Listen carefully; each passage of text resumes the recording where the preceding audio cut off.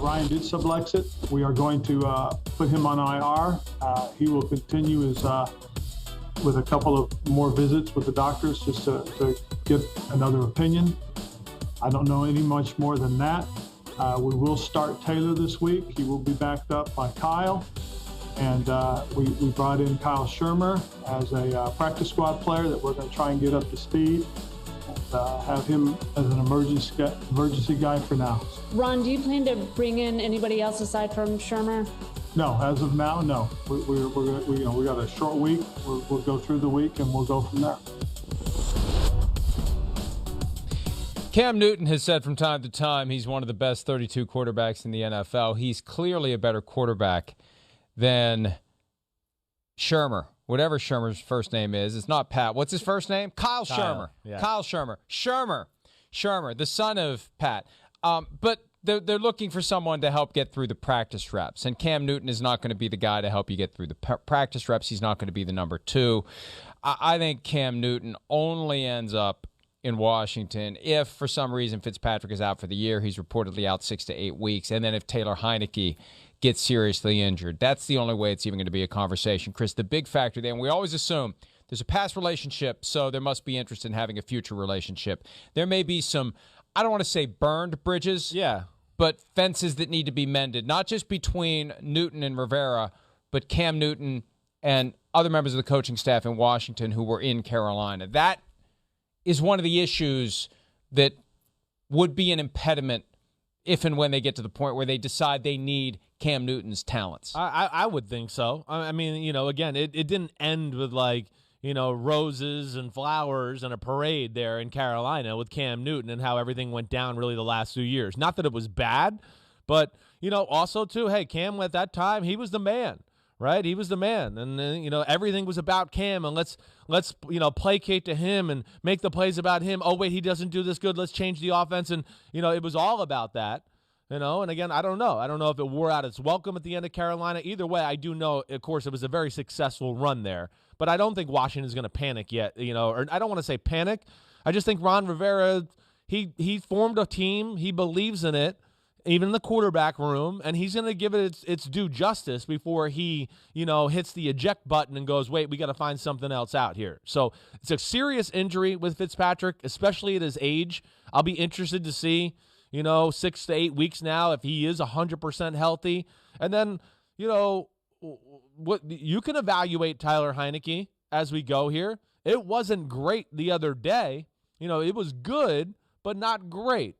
And, I mean, if he struggles again this week or Thursday night against the Giants and has another game maybe the week after, then maybe they start to kick the can on the conversation a little bit about Cam Newton and go, wait, maybe we do need a legit presence here at quarterback and a guy who's got a little more, God-given talent and, of course, knows the system. It's not going to be like a huge learning curve here. I mean, this is the highlight of Heineke's day. It should have been an interception and went through the defender's both of his hands. He's a scrapper. I know that. But the greatest game he ever played was that game we saw against Tampa Bay last year, and that's not what we saw on a consistent basis anywhere else. So I got to see it first to really believe that's the guy we're going to see, and we'll evaluate as we go forward, right, Mike?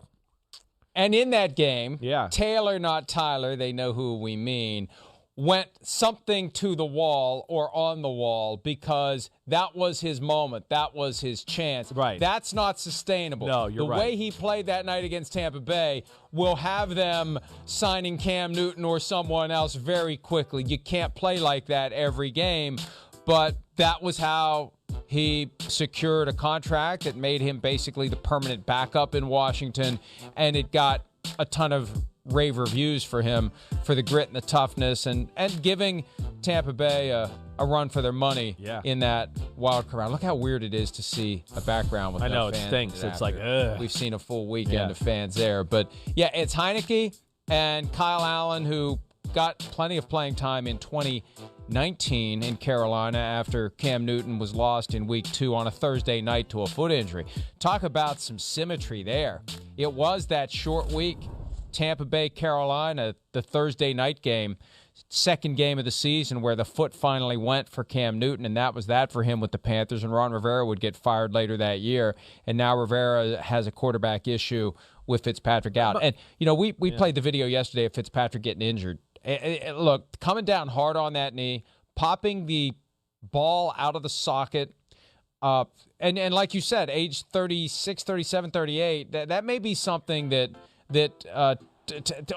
just the way the bone jams up and the socket comes undone and you do damage to stuff in there. And anybody's ever had any type of hip injury, hip irritation, you can't do anything. No. So I don't know. Is 6 to 8 weeks optimistic? We'll find out. But it's a big chunk of the season. They got to do something. And for now, what they're doing is next man up. Yeah, it's a Tua injury. It's very similar to what Tua did in his last game at Alabama before Mac Jones took over, 2 years ago. It's very similar to that. Now, it doesn't sound like he has like any, labrum tear or anything like that. So that's a positive. But yeah, that's a serious injury. And then, of course, it was his right knee, right? His right hip. So that's, again, his back leg going to be pushing off that, planning on that. I'm going to be interested to see where all that goes. And, I just wanted to maybe that's just, you kind of hit on it just before we got into this subject. It's just maybe Cam Newton not telling the total truth about his foot injury and all of that was enough to piss some of the coaches off. Sorry, Liverpool, about, their time. That was the start of the end for them. The fact that he kind of fibbed about the status of his foot, it cost them 2 games. It could be just as simple as that, hey, he was selfish. He just thought about himself and he wanted to play. It could be that. But we'll see where it goes. Washington still has a very good football team, I think, overall. I'm not panicked yet, but yeah, Heineke, I'm certainly not sold on. I need to see more to go, okay, wait, they'll be okay with him going forward here. This is an important early season game in the NFC East, where the Eagles are 1-0, everyone else is 0-1. Giants, Washington, Thursday night. It'll be here before we know it. That should be a fun game to watch. And it's still, with 17 games, you're not quite sure when to panic if you keep losing games out of the gates. But you don't want to be 0-2. You never want to be 0-2. I don't know how many games you play. Right. But you do have a little more buffer to turn it around. Hi, I'm Mike Tirico, and thanks for watching. Make sure to hit subscribe for the latest news and highlights from NBC Sports.